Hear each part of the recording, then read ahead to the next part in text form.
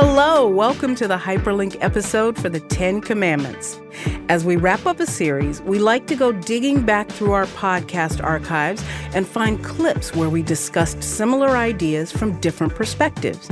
In the 10 Commandments series, we looked at the theme of trusting in God's wisdom, which leads to life, instead of building a life on our own terms, which usually leads to a lot of pain. Today, we're going to listen to 3 clips that explore that theme. We'll first look at how the literary structure of the stories around the 10 Commandments highlights humanity's severe reluctance to wait on God's commands. In the second clip, we'll look at the golden calf story and how it relates to the 10 Commandments. Lastly, we'll grab a clip from our Paradigm series in which we talk about how all of the Bible, the laws, the poems, the letters, are wisdom for us. That's today on the show. I'm your host, Michelle Jones. Thanks for joining us. Here we go.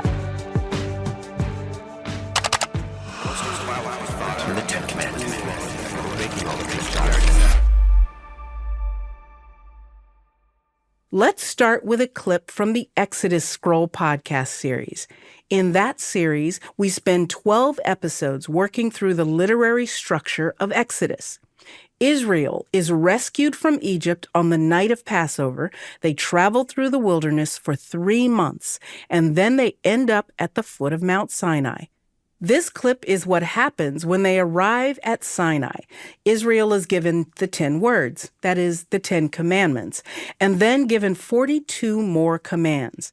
In this conversation, Tim takes us through the literary structure of Exodus 19 through 24, how it's set up as a chiasm, or what Jon will end up visualizing as a double cheeseburger.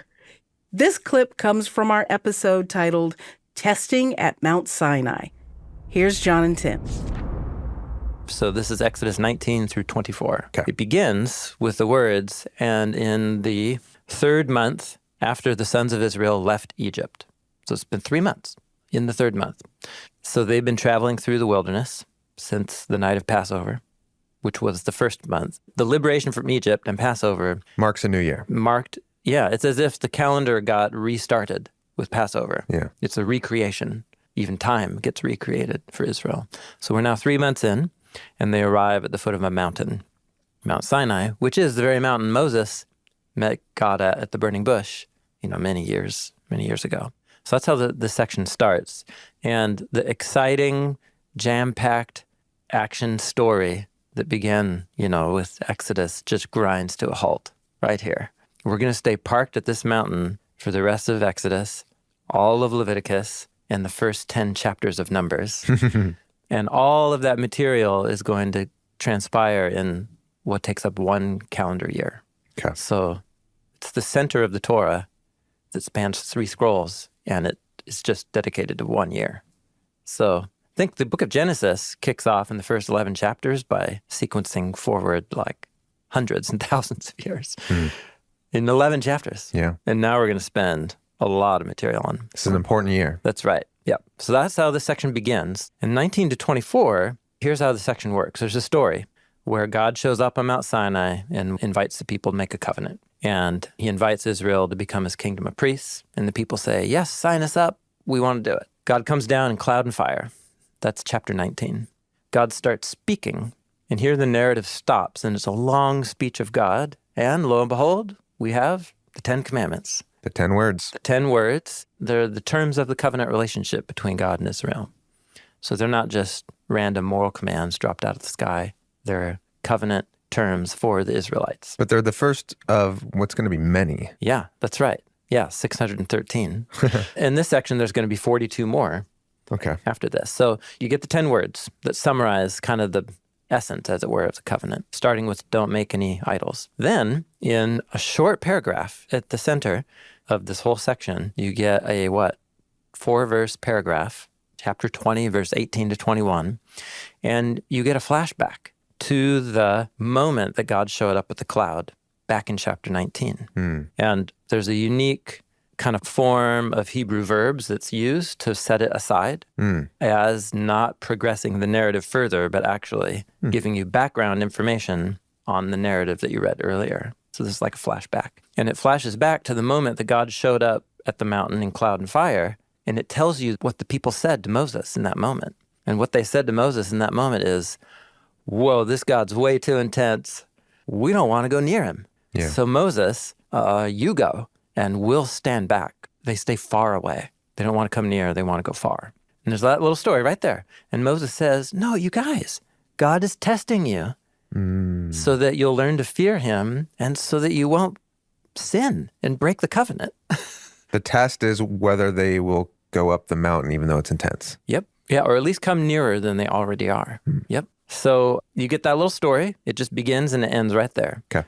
Then the story stops and you get another block of commandments. This time it's the 42 laws. They're written upon what's called the scroll of the covenant, and they're called the commands.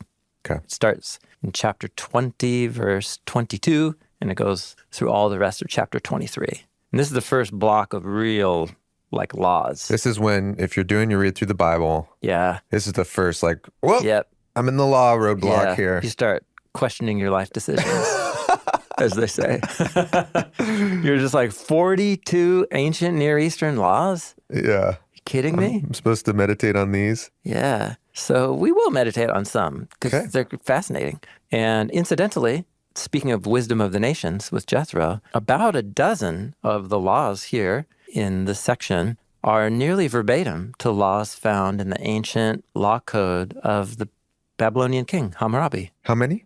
Oh, about a dozen. Dozen. And then a few more are very close, but some are like almost verbatim. So we're tapping into this theme of portraying Yahweh as the way that wise kings and leaders were portrayed in the ancient world, which as giving the wisdom of the gods to rule with justice and establish order. So those are the covenant laws.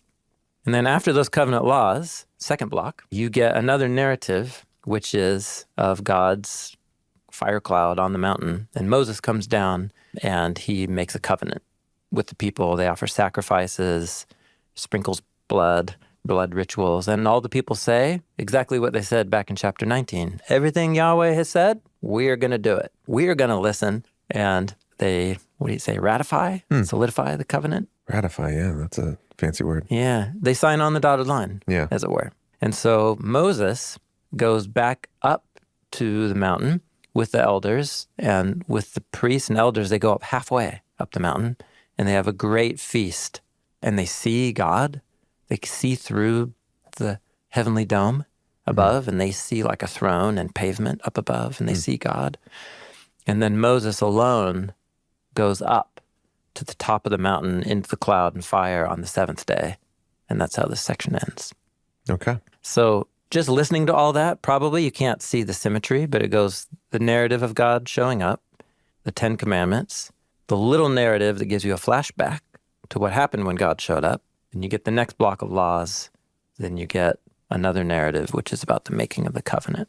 Yeah, it's still hard to, if you're just listening to that, hard to visualize. Yeah, totally. Maybe, let me try.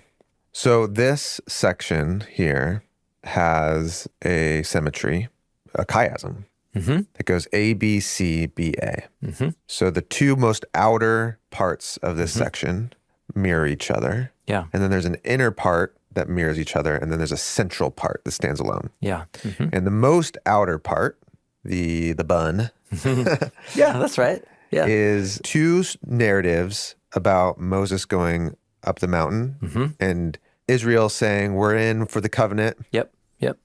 So those are the outer layers. Correct. Then inside, you've got like two patties. Yeah, that's right.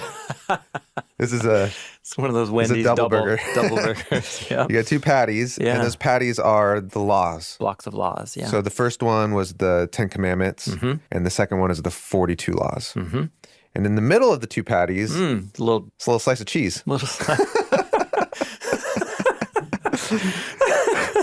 Yep. Okay.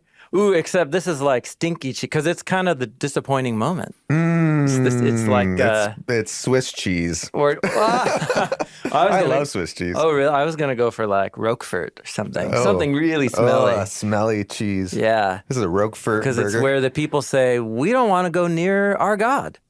So Moses, you go up for us. Yeah. And Moses says, no, you guys, this is your test. Draw near to the fire. It might look like it's going to kill you, but actually it's going to purify you as God's covenant partners. But the people won't go near. Okay. That's at the center. So there you go. That's the overview of this section. Moses goes up and down the mountain throughout this whole block 7 times. That's right. You mentioned that. He goes up Yes. 7 times. So that, Yeah. and that probably is why it's a bit jumbled, is Yeah. in order to get him to do it 7 times. Yeah, he's constantly going up and down. It's a lot of hiking, Yeah, totally. and it's hard to keep track. Yeah. Yeah. Yeah, that's right. But that hamburger analogy, I got to give it to you, Jon. That was very helpful for me. And I'm looking at a chart. So I hope it was helpful for everybody listening. This is the Sinai hamburger served up at your neighborhood burger joint. So again, just to kind of close this conversation about the overview of Exodus 19 to 24, what's cool about it is it's designed in a way to invite the reader to reread these chapters multiple times. The narrative is out of linear sequence in terms of time, but also is an alternating block of story with a block of laws, story with a block of laws, and then a concluding story. So it's a really great example of meditation literature, which is part of this bigger paradigm. So we're trying to learn how to read these texts according to their design, and this is a really good example. That clip was from our 2022 series Exodus Scroll, episode 6, titled Testing at Mount Sinai. The literary structure of Exodus 19 to 24 highlights humanity's reluctance to trust Yahweh, and this is just the beginning.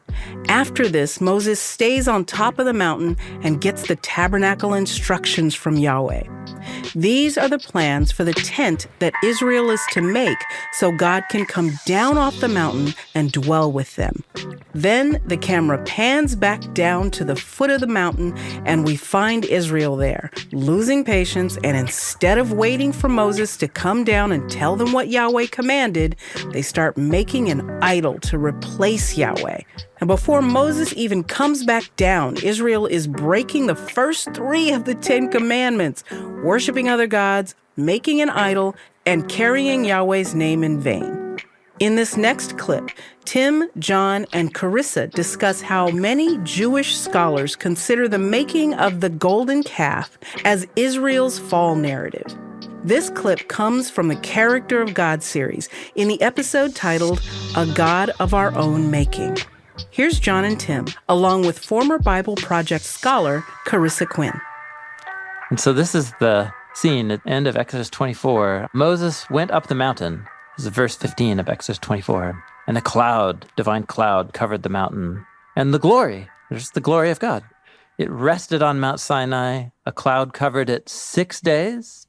And on the 7th day, God called to Moses from the middle of the cloud. And the eyes of the sons of Israel, to their eyes, the appearance of the glory of the Lord was like a consuming fire on the mountain. And Moses went into the cloud as he went up the mountain, and he was on the mountain 40 days and 40 nights. It's a long time. Dude, it's a long time. 40 days and nights, yes. And these are important numbers, obviously, like 7 and 40. Mm-hmm. And also, the cloud covered it for 6 days, and then on the 7th day, he went into the cloud. And we're told in that same verse, 16, that the glory of God was resting up there. Do you get it? It's a good one. Oh, like God rested on the 7th day, you mean? Yes. As if the glory of God sabbaths on the mountain. Moses waits 6 days, and on the 7th, he goes up into God's rest on the mountain. That's totally what's going on. He goes to rest with God on the mountain. Yeah, Oh, that's cool. right. It's like we got Genesis 1 on the brain here, for sure. So he goes up, and the whole thing is the people just said, we'll accept these vows, we're going to get married, it's going to be awesome. Well, yeah, now they got 40 days to rethink it. Totally, exactly. Totally.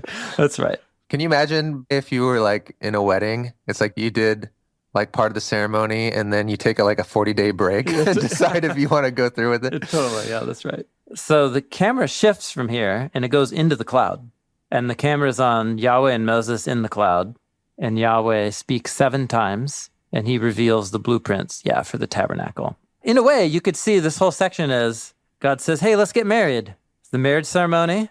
And then Moses goes up to get the plans for where Israel and God are going to move in together. And Exodus chapter 32, verse 1 is where the story picks up, and it's where everything starts to go terribly, terribly wrong. That's the kind of the narrative context. So it may be worth reading, actually, just the opening sentence of Exodus 32. Maybe Carissa, do you want to do that? Okay. Now, when the people saw that Moses delayed to come down from the mountain, the people assembled about Aaron and said to him, "Come, make us a god who will go before us. As for this Moses, the man who brought us up from the land of Egypt, we do not know what has become of him." Aaron said to them, "Tear off the gold rings which are in the ears of your wives, your sons, and your daughters, and bring them to me." Then all the people tore off the gold rings which were in their ears and brought them to Aaron. He took this from their hand and fashioned it with a graving tool and made it into a molten calf. And they said, "This is your God, O Israel, who brought you up from the land of Egypt." Now when Aaron saw this, he built an altar before it. And Aaron made a proclamation and said, "Tomorrow shall be a feast to Yahweh." So the next day they rose early and offered burnt offerings and brought peace offerings. And the people sat down to eat and drink and rose up to play. Dance party. We talked about this, Tim, that word play. It's talking about something more than just... Well, the core root of it is the root of Isaac's name, Yitzhak, which means to laugh. Like to jest around or... Yeah. NIV says indulge in revelry. Yeah, totally. It's not child's play kind of scene. It involves physical touching. This is interesting. So there's a story in the book of Genesis, chapter 26, where a guy named Yitzhak, whose name means he will play, or he will laugh. Isaac. Mm-hmm. And he lies about his wife. He goes into a city and he's afraid that somebody's going to kill him and take her. So he says that she's not his wife. That's his strange way of protecting himself. But then the leader of the city looks out a window one morning and we're told that Isaac was playing with Rebecca, his wife. It's his name, but he's not just like telling a joke. That's the point here. It's like snuggle time.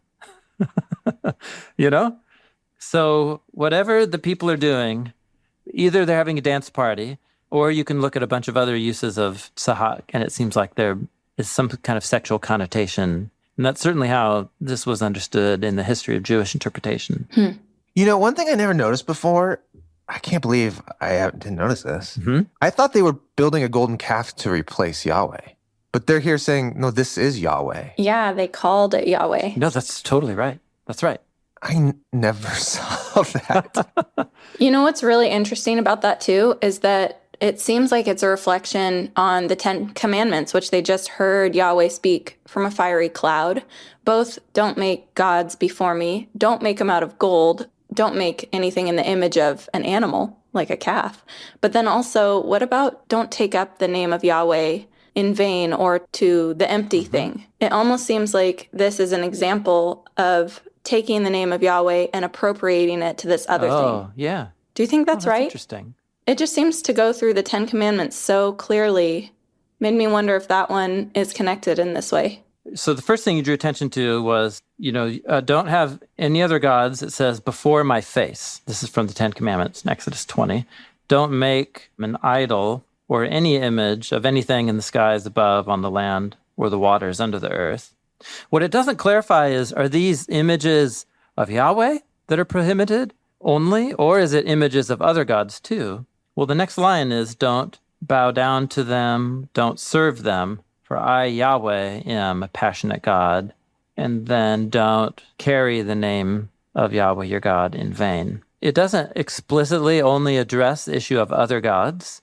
The idol could represent Yahweh, or it could represent other gods. So that's the first thing. Because you're right, John. What they're saying is that this golden calf is Yahweh.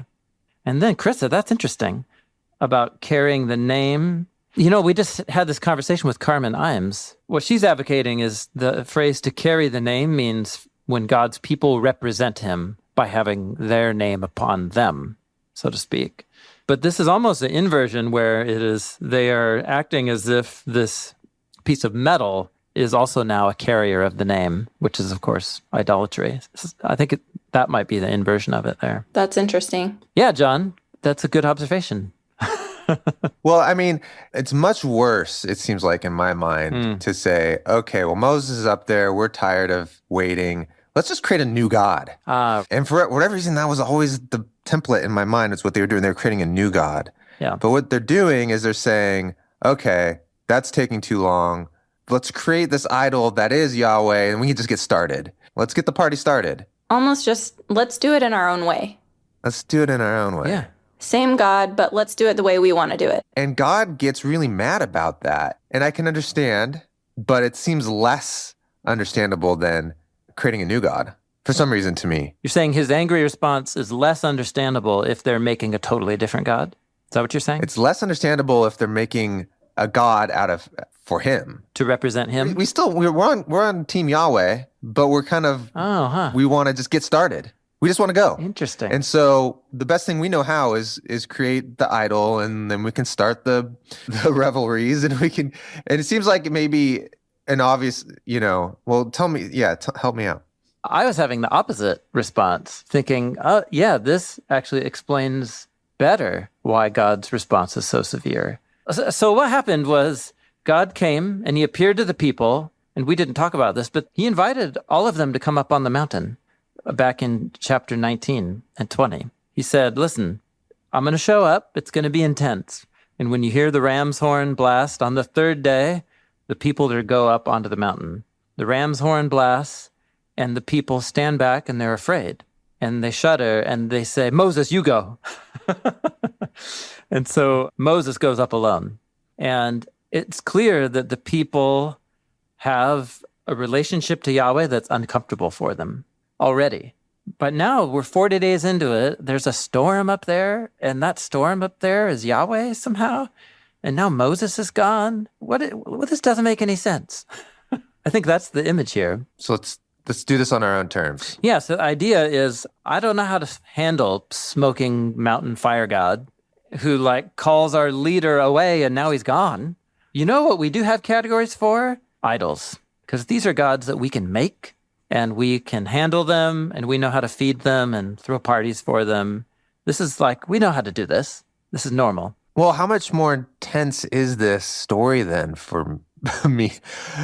I mean, if you're saying, I want to follow Yahweh, how easy is it to suddenly go, but I'm going to do it in a way that's more understandable to me? Yeah. That is easy. That is super easy. You've done that already today? I probably have done it today. Me too. Well, I don't know, Jon. I think there are other literary clues in the text that this is really bad and egregious, because they say, this is your God, O Israel, who brought you up out of the land of Egypt. The whole book up until this point is all about Yahweh saying, I'm going to bring them up, I'm going to dwell among them so that they will know that I'm Yahweh. So it just seems like part of the plot that what Yahweh really wants is for his people to know him. And then they do the very opposite thing and use the same words for it. I thought this was really interesting.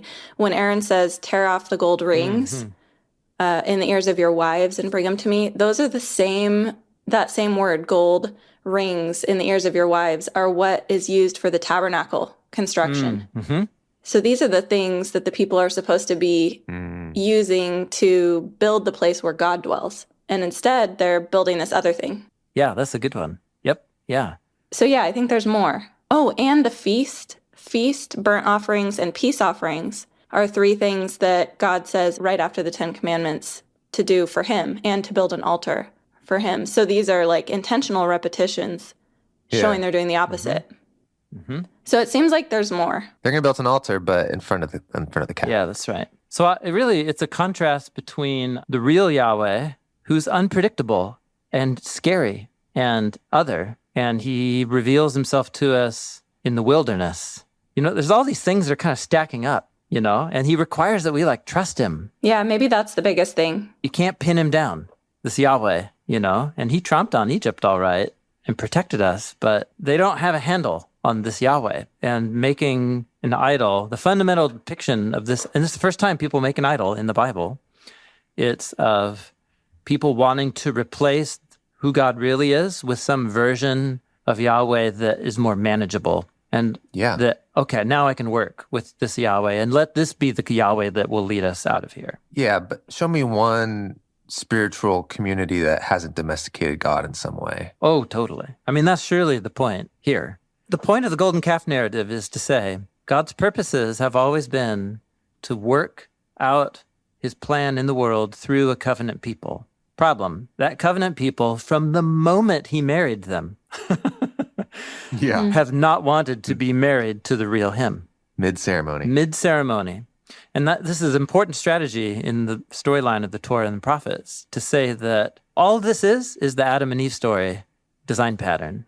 The people through whom God wants to rule the world are unfaithful from the beginning, which then creates a plot tension. Whatever God's going to have to do, he's going to have to now not just fix the world, but fix his own covenant people. And this is the plot tension driving the Bible here. So maybe then, Jon, you're right, that when we look at this, it's supposed to be a reflection on us. It's like the human situation. This is what humans do. And so then we have to keep reading to see how God responds. Yeah.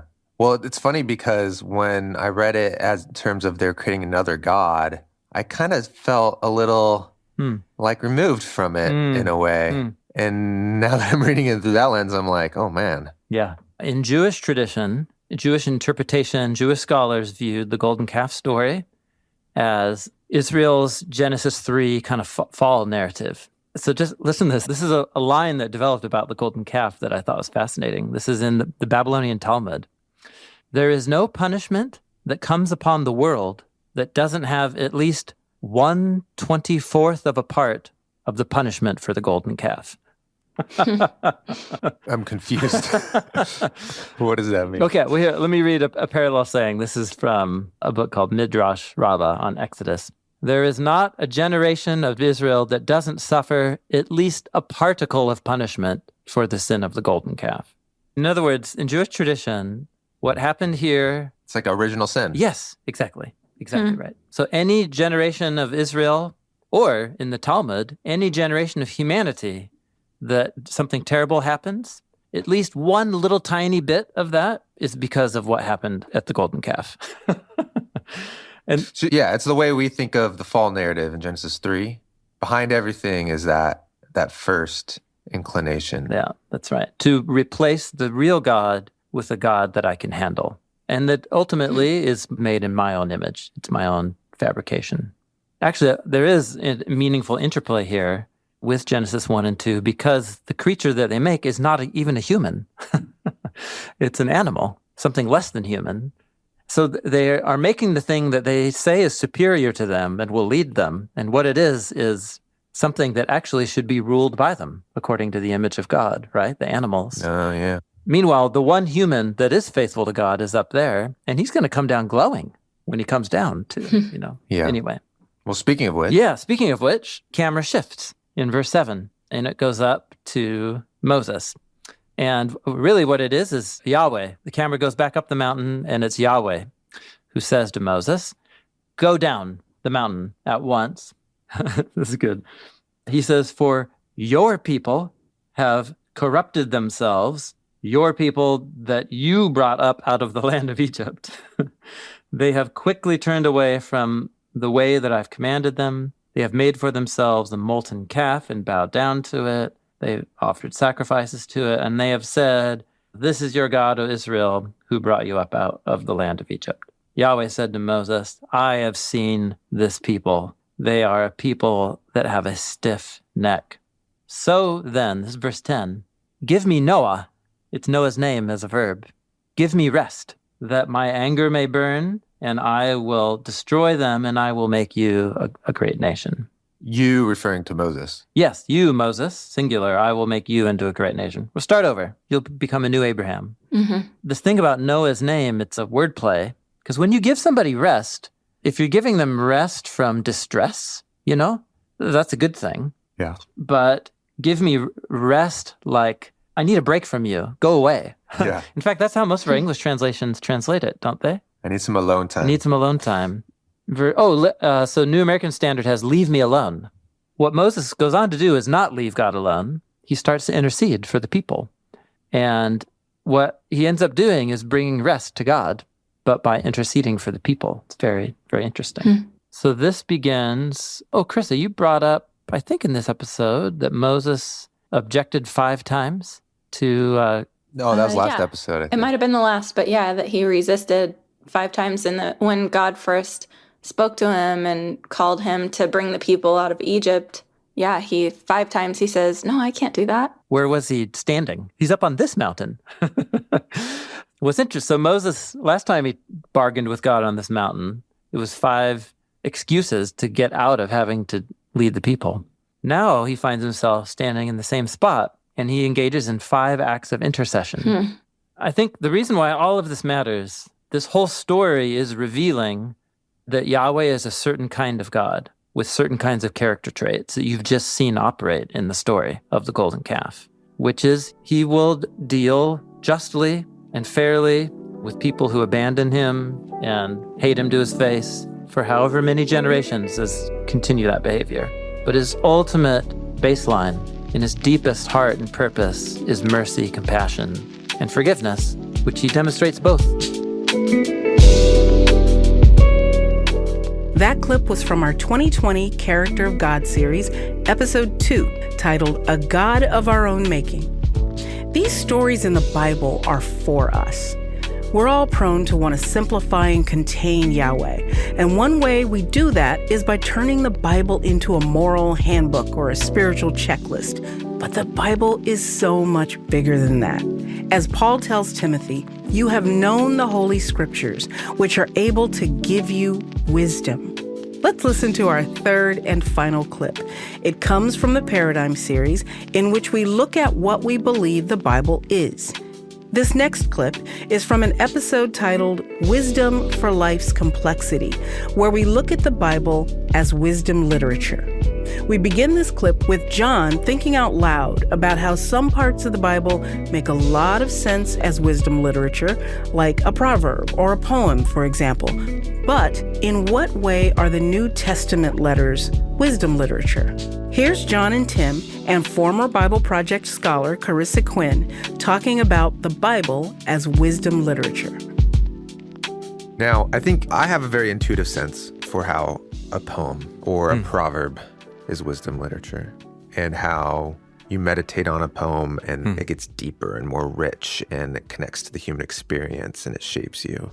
Or like, a nice saying, how at first you're kind of like, oh yeah, that makes sense. And then like the more you sit with it, the like more profound it becomes. And then I get that with stories too, right? Like there's intuitive sense there. There's a whole section of the Bible, and it's the section of the Bible that I was kind of taught to prioritize, which are the New Testament letters. Yes, that's right. And those seem more like a handbook, a rule book. At least certain parts of them. Or parts of them. Yeah, that's right. But right. I think I start to get a little uncomfortable. Kind of help me through this uncomfortability of like when we talk about the New Testament letters as wisdom literature. Yeah. Because when we say the whole Bible and all its literary styles as wisdom literature, you're throwing in including letters. The apostolic letters. Yeah. So when Paul tells, the Church of Corinth, like, hey, go do this, don't do that. Yeah. Is that a do and don't list that we need to really take seriously? Is it wisdom literature? And what's the difference? Yeah, sure. That's a good question. Yeah, it is a great question. Well, on one level, everybody reads the letters of the apostles as wisdom literature, even if they don't know it. Because think through Paul's letter to the Corinthians. He has commands that he gives to the Corinthians about the value set by which they organize themselves into communities. He has commands about sexual integrity, not sleeping with prostitutes. He has commands about not taking lawsuits outside the community. People, have contentions with each other. He has commands about marriage and betrothal. He has commands about making sure you take that offering every week that you're together for the poor in Jerusalem. All right, so you have all these commands. And throughout Christian history, Christian readers have selected certain of those as universal and other ones as contextual. And the problem is based on anybody's social location. What you elevate to universal or say as contextual differs. As a matter of fact, throughout church history, different communities pick and choose. And so the question is one community right and one community wrong? Or is this the wrong category altogether, right? Yeah, I think there are Christian communities who would say, no, we do them all. We try to do it all. But it's impossible. Because the moment somebody looks at Paul's commands to the Corinthians to take an offering every week for the poor in Jerusalem, they turn it into wisdom. Yeah. Well, we also take an offering for X and Y in our community. Yeah, spiritualizing or principalizing it. Exactly. Yeah. Which is, they're reading it as wisdom literature. They're living by the wisdom of that text. That's right. Paul taught the Corinthians to do this, and so we do this ourselves. And when they do that, they're reading it as wisdom literature that gives guidance for how we ought to live. But they're not doing the actual command because they don't live in first century Corinth. But then there will be other things where you're like, oh yeah, Paul wanted that church to do that, and of course we should do it too. So this is the dynamic that Jesus communities around the world have been engaged in. To me, it's just helpful to say all of the letters of the apostles are written to first century communities, and the commands were to them. These letters were to them, and they function as wisdom literature for us, the same way that the Proverbs do, the same way that the laws to ancient Israel do. I'm not a first century Corinthian, but what Paul guided the Corinthians in for how to be faithful to the way of Jesus has immense wisdom for how I follow Jesus. But it's the same type of relationship as when I watch God give commands to ancient Israel, it seems to me. So I think that's what we're saying here. Yeah. All of the diverse literary styles are wisdom literature because none of it is to me. I'm not an ancient Israelite. I'm not a first century Corinthian or Ephesian. Yeah, Tim, I have this memory of coming into your office when you were a pastor when I was just starting my studies. Wow. And I asked you a question about how do I know which of these things are universal? How do I know which are contextual? And you said they're all contextual. Like they were all written in this ancient context. And I was like, whoa. So what are the guardrails then? Yeah. So what do you do? And that's the process of interpretation, but just recognizing in the first place that everything in the Bible is written in an ancient context to an ancient audience for our benefit. Yeah, for our wisdom. Yeah, for our wisdom. Yeah, if the story is that we take wisdom on our own terms and it's a disaster, or we trust God and it'll be beautiful, then how do you get from God the wisdom from this literature versus you just saying, I know what's good and bad then. If this was contextual for them, I'm going to say, we can do this, we could do that. And just relying on your own instincts. Yeah. This is really where the last two paradigm pieces come into play. It's contextually rooted literature. That's our next one. And then after that, it's communal literature. It was written within a community, to a community, for them to communally discern the will of God that was being communicated through these texts. And it's never been otherwise. It's often just the contextual nature of the Bible is often underemphasized, depending on your tradition. And the communal way that we discern God's wisdom from this literature is often invisible to us. We don't recognize the way we're doing it because it's just the way our tradition has always done it. Yeah, it seems like you need wisdom to interpret wisdom literature. You have to know about Fight Club to know about Fight Club. Yeah.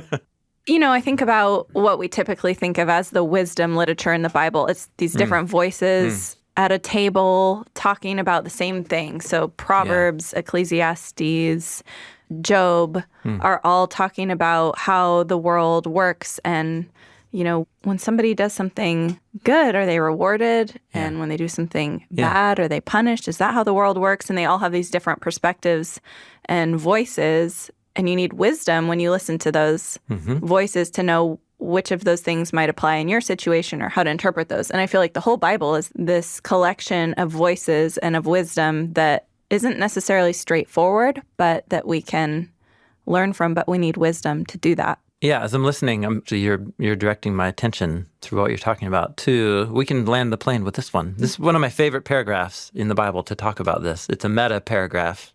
That's a reflection on Scripture, but it's within Scripture itself.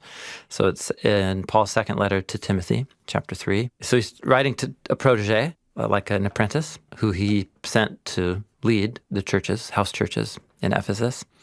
And so he starts talking about how you learn the Scriptures from your mom and your grandma. And then he says, you, however, Timothy is 2 Timothy 3, verse 14, continue in the things that you've learned and become convinced of, because you know the people you learned from, how from childhood you know the sacred writings. So this is great. To know about Fight Club, you already have to know about Fight Club. He was raised in a community. He's been taught already what these texts are about, that they're a unified story that leads to Jesus. They give us wisdom and so on. In other words, he doesn't just grow up and become an adult one day and like, now I'm just a blank slate and I learn what God wants from me and I learn from it in a simple, straightforward way by reading the Bible. That's not how anybody learns how to discern God's will from the Bible. You're apprenticed into it in a community. And so here's what he says about the sacred scriptures. For him, the Old Testament, more probably in its Greek form. He says, 1, they're able to give you wisdom that leads to deliverance, a rescue, through trust in the Messiah, Jesus. So that's a summary, which is so great. It's messianic wisdom literature. Yeah. Yeah, and he's talking about the Hebrew Bible or the Old Testament. Exactly right. Yeah. That's a summary. So first of all, he calls it wisdom literature. Yeah. Yeah. It shapes you to be able to see and live in a certain way. And what is that way? To know that you need to be rescued. Yeah. That's the kind of like formation piece of Correct. like become the kind of human you're made to be. That's right. That's right. And the ideal human in the Bible is somebody who recognizes the limits of their wisdom and says, whatever is going to happen in the world needs to happen through something way bigger and smarter than me. Hands off. That's what you mean by wisdom that leads to deliverance. Yeah, deliverance or salvation. There's something that has to be done to carry the world forward, and I'm unable to do it. I need deliverance. And that deliverance is marked by trust, salvation through faith, or deliverance through trust, in an anointed representative who will do for us what we can't do for ourselves. That's the basic storyline. Yeah. And when you view yourself in the world that way, well, all of a sudden what Scripture becomes is a source of teaching, Paul goes on to say. It tells you things you never knew before. For reproof, it confronts you about the things that you do know but don't live consistently with. For correcting, saying, stop going that way, go this way. And then for shaping you and to do what is right. This is what wisdom literature does. Yeah. So anyhow, that's a great summary. I love how he brings together the wisdom character formation for an individual and a community with the unified messianic storyline. Yeah. It's just all in one package right here. Yeah, it's It wisdom is. to understand the story, and that is transformative. It's for your transformative character. so that God's people are trained to do good works. Yep. So this is what we mean by wisdom literature. What would you say to someone who maybe is kind of mourning this a little bit? Like someone who life is tough enough already. You know, it's a grind. Things are difficult. Just tell me what to do. Just give me the answers. Be more straightforward. Yeah. Like, I want to do the right thing. I want to have a more abundant life. Just give me the list. I'm going to do my best. Yeah. But just make it simple. Don't give me this art project that I need to like endeavor on. Well, but think about it. At one level, that's totally right. There are these distillations that we get throughout the story, like in the 10 Commandments or in the Sermon on the Mount, you know? And at points, it's very clear, like, don't murder. honor your mom and pa. Yeah. You know, do to others what you want them to do to you. Okay. Oh, man, There's these crystallizing moments. Where it's like distilled. But if you really think about it, you don't want a list. You want a list for a certain season that will train you, right? That'll train like your moral compass. Okay. So that when you confront really complex situations like Joshua or Moses, and it's not clear and there's no list. There's no list. We're outside the realm of any list. But you've been shaped to be the kind of person who knows how to figure out the right way forward. That's and what I really lists will not help you do that, but wisdom will help you do that. No book could be long enough to be a long enough list to tell every human what they need to do in every situation. And that's not what we actually need. Or I think want in the long run. I want to like make decisions. I want to do stuff. Oh man, my son, my 10-year-old, he is so ready to be 18. And like, he's just constantly wants to be an adult. And so it's so fascinating. I'm trying to help him learn like the way that you can become an adult is to start learning from the consequences of your decisions. And, you know, we're going to be at this for another 8 years. But it's that right there. That's good. Anyhow, when you say mourn the loss, I guess I would just gently challenge that point of view and just say, but is that really what you want? To just be told exactly what to do your whole life? Don't you want to make some decisions for yourselves and try it out and like grow and experience in maturity. Isn't that what most of us want? Mm-hmm. Yeah, that is what most of us want. But then when there's a real tough decision, and we're stuck, oh man, we just want totally God's wisdom just to come beam down. Yeah, and that's when you'd pull a Solomon. Yeah, I was gonna say, we'll just pray. Ask for wisdom. Yeah, or James, if anyone lacks wisdom, right? Yeah, it's a huge theme. Yeah, that's a good prayer. Yeah. Yeah, sort of like we want God to have given us an exhaustive map, and what he offers is a compass. Yeah. And that's kind of what this reframe is involves. And that's what the human life requires. Yeah. Mm-hmm. There is no map. Yeah. How could there be? The story's not written except in the wisdom of God. That clip was from our 2021 Paradigm Series, Episode 8, Wisdom for Life's Complexity. And that's it for today's episode. I hope you enjoyed listening to this hyperlink edition of the 10 Commandments. You can find links in the show notes to the full episodes we sampled today. Our whole 10 Commandments video series is now available, so we encourage you to check it out along with a collection of more resources you can use to study in community. Find the link to the 10 Commandments collection in the show notes or in the BibleProject app. BibleProject is a crowd-funded project. We exist to help people experience the Bible as a unified story that leads to Jesus.